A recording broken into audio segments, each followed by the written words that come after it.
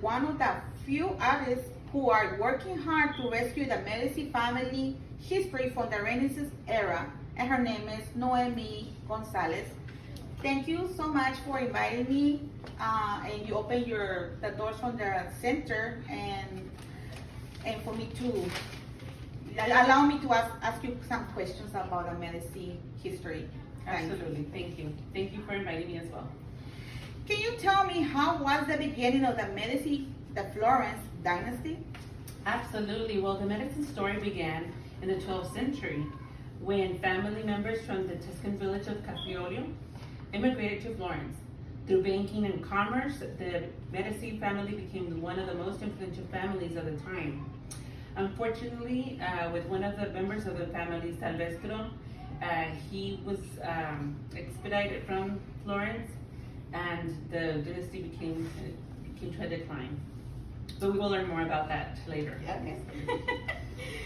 Was Sylvester the Medici the only influential family member? Oh no, absolutely not. Well, another branch of the family descended from Salvestro's distant cousin, Giovanni de' Ricci. Cosimo, Giovanni's elder son, rose to political power in 1434. Cosimo the Elder, as he was normally known, was devoted to humanities and supported artists such as Giuliani, Botticelli, Donatello, and Fra Angelo. During Cosimo's time, the Renaissance culture flourished and became the cultural center of Europe, thanks to Lorenzo the Magnificent, which was his grandson. So it started bad, and thanks to the other artists and other family members, it began to flourish, and a lot of good things happened after that. Oh, wow, impressed. Tell me more about Lorenzo de' Medici, please. Well, Lorenzo de' Medici came to power at the age of 20 years old. The age requirement at that time was 45 years old, but the Florence statement at that time realized and was convinced that Lorenzo was able to, held this position, and so he gave him that power at a very early age. Lorenzo was a poet and supported Renaissance artists such as Leonardo da Vinci and Michelangelo.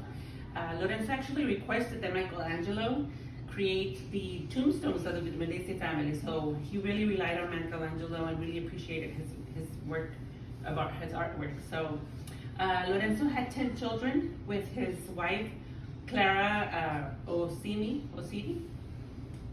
Piero was one of his sons, and Piero accepted a treaty with France that was not a good transaction. So that kind of led the Medici family to a decline again. How did Medici overcome that situation? Well, Lorenzo and his wife adopted Giovanni. Giovanni was the son of Lorenzo's brother, and so Lorenzo's brother died, and so Giovanni became Pope Leo.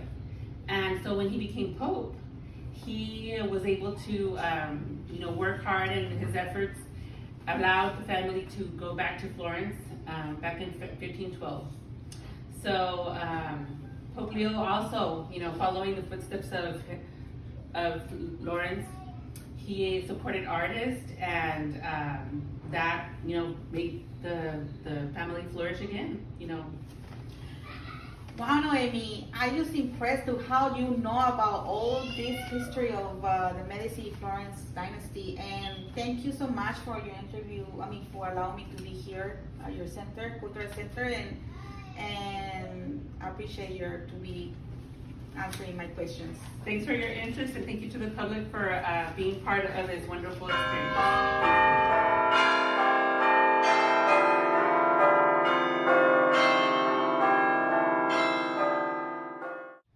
Filling out the census will provide funds for our schools, our streets, our seniors, our pets.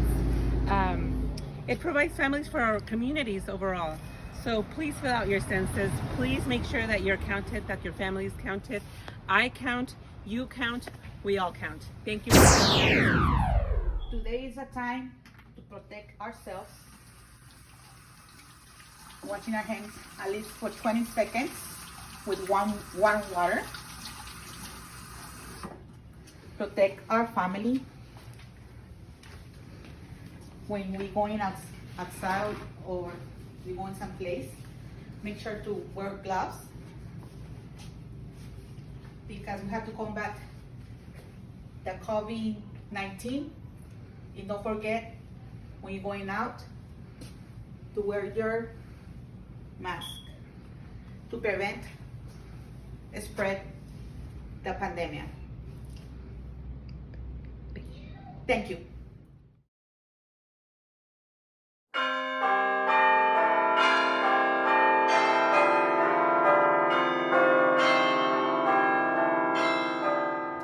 Well, good afternoon. Thanks for joining us once again.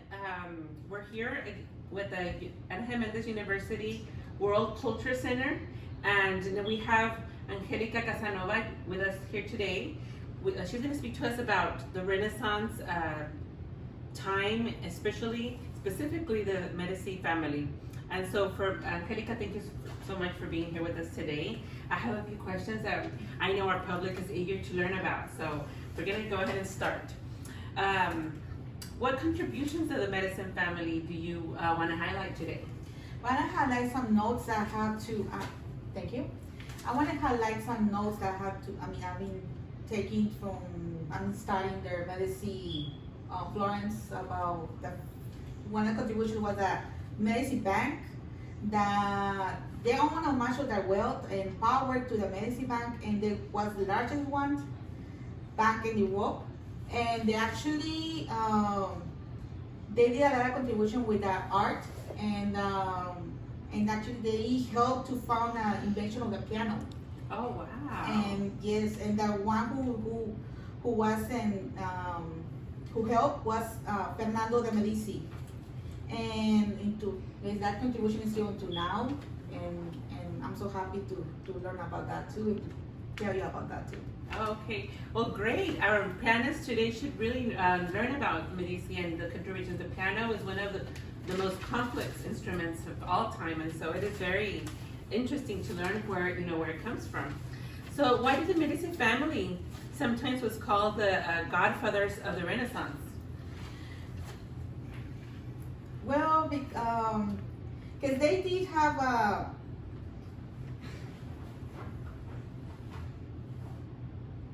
the combination of the great wealth,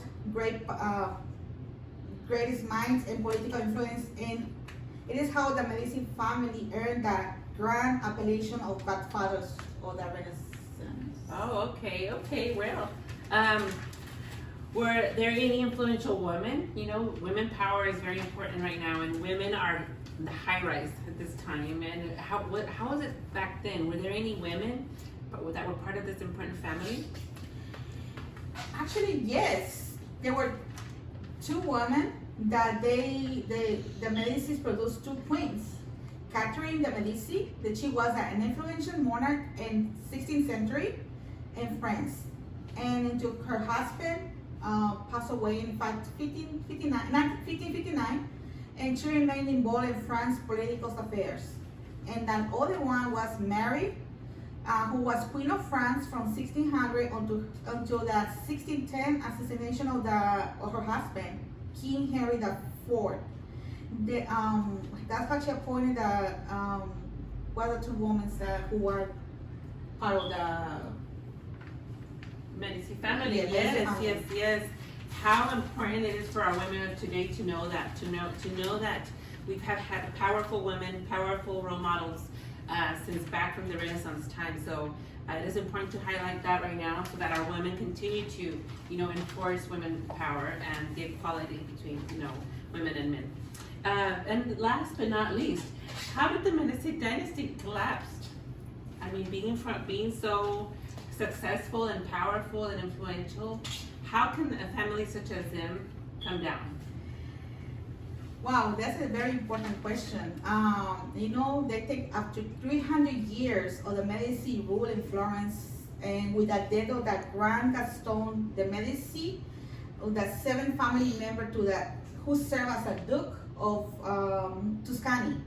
And he had a sister that was Anna Maria Luisa de Medici, and she was the last of the family in line who passed away in 1743. And the reason that they collapsed is because she didn't have no children. Oh, okay. So she didn't have in order for her to, for them to Pass on the continue with the legacy, too. yes. Oh, okay. So Very what- unfortunate. Yes, and what happened before she passed away, she donated the art collection and other treasures to the Tuscan state, with the only condition that our state it remain in Florence. That's a part of the contribution, and we still know about their art and the painting and the participate in pianos and all that. Okay. Well, it has been a pleasure to visit with you today here at the Ana Jimenez University System World Culture Center. It has so much to offer to the students and to the public, learning about the art pieces, Michelangelo, Leonardo da Vinci, Donatello, Fra Angelo, so many people that have contributed to our artwork today. And the piano, which is something very popular still at this time. So we thank you so much for your contributions and for your information. The public really appreciates and values this, and we hope that you can visit us once again. Yes.